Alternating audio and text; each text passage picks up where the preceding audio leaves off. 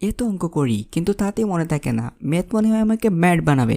এরকম চিন্তা মাথায় নিয়ে যারা ঘুরছেন তাদের জন্যই আজ এই কৌশলগুলা। শুরু থেকে শেষ পর্যন্ত যদি ভিডিওটি না দেখতে পারো তাহলে এখানেই কুইট করে দাও, কারণ পুরো ভিডিওটি না দেখলে বুঝবে না আর খেলাও জমবে না। তাহলে চলো এবার ম্যাথ নিয়ে খেলি। খেলা হবে পরীক্ষার মাঠে। আইডিয়া 1, ক্যাটাগরি ভাগ। তোমাকে যদি পানি আর বালির মিশ্রণ দিয়ে বলা হয় প্রত্যেকটি উপাদান আলাদা করে দেখাও, তাহলে তুমি হয়তো প্রথমে সেকে পাথর আলাদা করবে, তারপর ফুটিয়ে বালি ও পানি পৃথক করবে। ঠিক এভাবেই কোনো অনুশীলনীতে 20টি অঙ্ক দেয়া থাকলে সূত্র অনুযায়ী পৃথক করবে।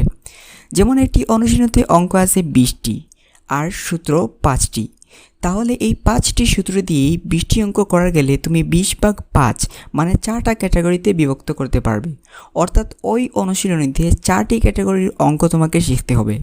20টি অঙ্ক যে তোমাকে করতেই হবে এমনটা কিন্তু নয়, বাট সময় পেলে করতে পারো। কিন্তু বুদ্ধিমানরা সূত্র হিসেবে ক্যাটাগরিতে ফেলে পুরো অনুশীলনীর মাত্র 4-5টা অঙ্ক করে। এতে অনুশীলনী দ্রুত শেষ হয় এবং মনেও থাকে। আইডিয়া 2, সূত্র খোঁজা। আইডিয়াকে সূত্রের সাহায্যে পুরো অনুশীলনটাকে বিভক্ত করতে হলে প্রথমে অবশ্যই সূত্রগুলো জানতে হবে। এজন্য অনুশীলনী করার আগে উদাহরণ অবশ্যই দেখবে, কারণ যে কোনো অনুশীলনীর সব সূত্রই উদাহরণে অঙ্ক হিসেবে দেয়া থাকে।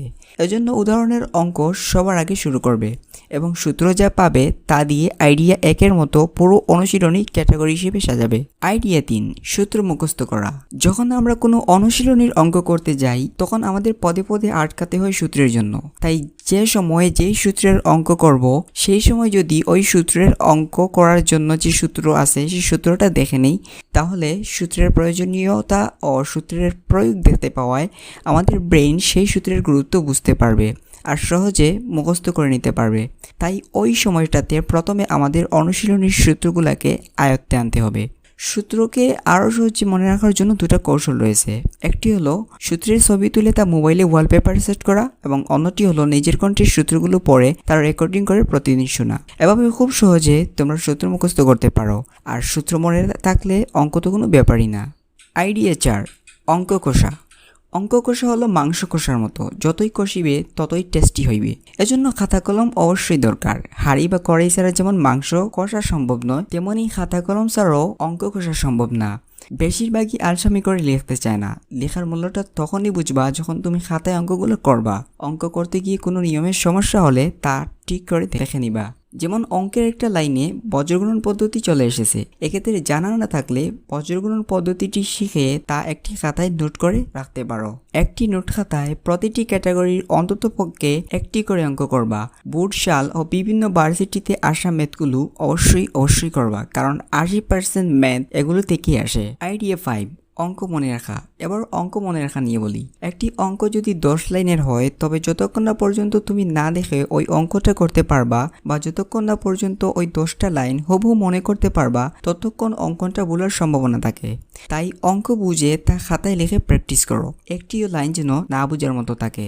অঙ্কটি যদি খুব বড় হয়ে থাকে তাহলে মেন লাইনগুলো নিয়ে নিজের মতো করে শর্ট করতে পারো। প্র্যাকটিস করার সময় একই অঙ্ক 2-3 নিয়মে করার চেষ্টা করো। এজন্য তুমি বিভিন্ন ধরনের গাইড বই ব্যবহার করতে পারো। এভাবে নিয়মগুলো বিভিন্ন নিয়মে দেখতে দেখতে এমনিতেই হয়ে যায় এবং যা দীর্ঘ সময় ধরে মনে থাকে। আর অঙ্ক না বুঝে মুখস্থ করলে মনে না থাকাটাই স্বাভাবিক, আর মনে থাকলেও তা কিছু সময়ের জন্য। পরীক্ষায় কোনো অঙ্কের সমাধানে একটি সাধারণ লাইন বাদ দিয়ে পরের লাইন লিখলেও মার্ক পাবা। 15 লাইনের ম্যাথ যদি তুমি 10 লাইনে শেষ করতে পারো তাহলে পুরো মার্কস পাবা, কিংবা কিছু মার্ক তো পাবাই। ম্যাথ অর্ধেক হলে অর্ধেক মার্ক পাবা। ম্যাথ শেষে অ্যান্সার লিখবা এবং প্রমাণ করে দেওয়া থাকলে প্রুভড এবং দেখাও দেওয়া থাকলে শোর দিবা। Idea 5, practice.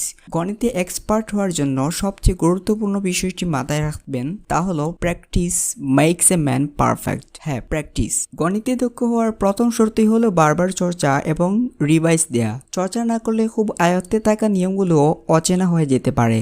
আমার মতে অঙ্ক ছাড়া দিন কাটানোই উচিত নয়।